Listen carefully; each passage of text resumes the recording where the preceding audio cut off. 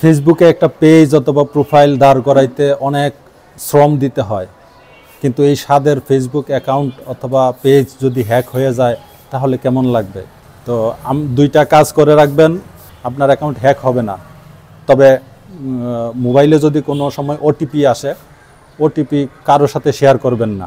আর যদি দুইটা কাজ করার পরেও ফেসবুক অ্যাকাউন্ট হ্যাক হয়ে যায়, আপনি আমার সাথে যোগাযোগ করবেন, আমি আপনার ফেসবুক অ্যাকাউন্ট উদ্ধার করে দিব। তো কি কাজ করতে হবে চলেন দেখি। প্রথমে আপনাকে যেতে হবে সেটিংয়ে। সেটিং থেকে পার্সোনাল সেটিং, পার্সোনাল ডিটেলস, এখান থেকে দেখেন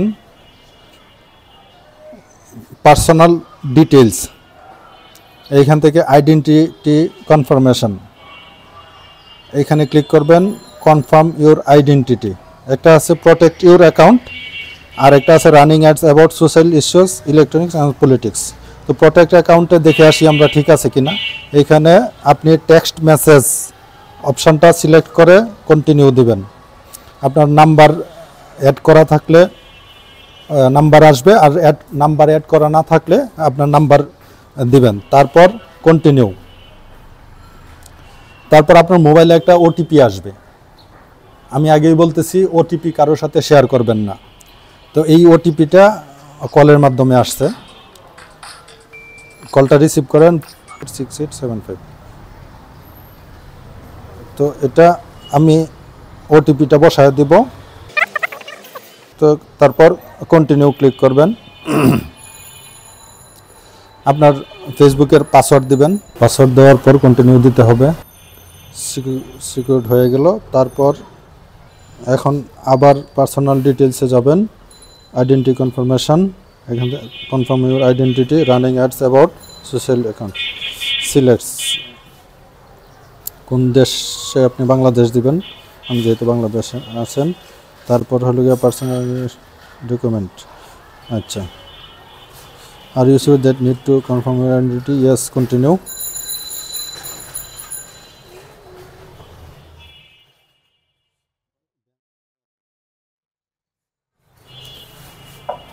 তো upload your ID, upload your ID select করার পরে নেক্সট ক্লিক করবেন। তারপর আপনি যেটা দিতে চান, photo ID, passport, driving licence অথবা এনআইডি কার্ড। আমাদের সবার যেহেতু এনআইডি কার্ড আছে, আমরা এনআইডি কার্ড ব্যবহার করব। এনআইডি কার্ড সিলেক্ট করার পর নেক্সট। এখন একটা বিষয় খেয়াল রাখতে হবে, আপনি যখন এনআইডি কার্ড ভেরিফিকেশনের জন্য দিবেন, খেয়াল রাখবেন আপনার এনআইডি কার্ডের সাথে 3টা বিষয় ম্যাচ করতে হবে। 3টা বিষয়ের মধ্যে যে কোনো 2টা বিষয় ম্যাচ করতে হবে। 1 হলো প্রোফাইল ফটো, 2 হলো জন্ম তারিখ, এবং 3 হলো আপনার নাম। তো ওই 3টার মধ্যে যে কোনো 2টা ম্যাচ না করলে কিন্তু আপনার আইডেন্টি কনফার্ম করবে না। তো আপনার জন্ম তারিখটা ফেসবুকে দেখবেন কোনটা আছে এবং এনআইডি কার্ডে কোনটা আছে। তারপর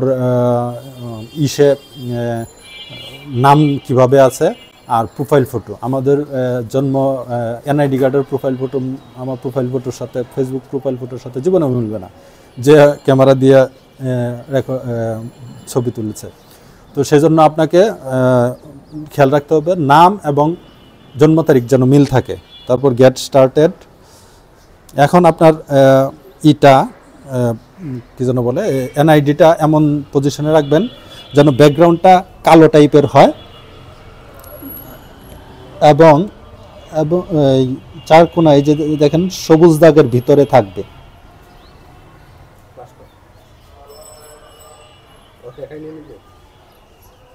হ্যাঁ, কিছুক্ষণ ধরে রাখবেন, স্টেডি থাকতে হবে যেন নড়াচড়া না করে, ও নিজে নিজেই ছবি নিয়ে নেবে। এরপর সাবমিট দিবেন। ঠিক আছে, আপনার এই রিভিউয়ের জন্য কিছু সময় নেবে, হয়তো 48 ঘন্টা কিংবা 72 ঘন্টা। তারপর আপনার আইডেন্টি কনফার্ম হয়ে যাবে। আর যদি আইডেন্টি কনফার্ম না হয়, সেক্ষেত্রে পুনরায় আবার ওই জন্ম তারিখ, নাম এগুলা চেক করে ভালোভাবে তারপর আপলোড করবেন, আবার চেষ্টা করবেন, হয়ে যাবে।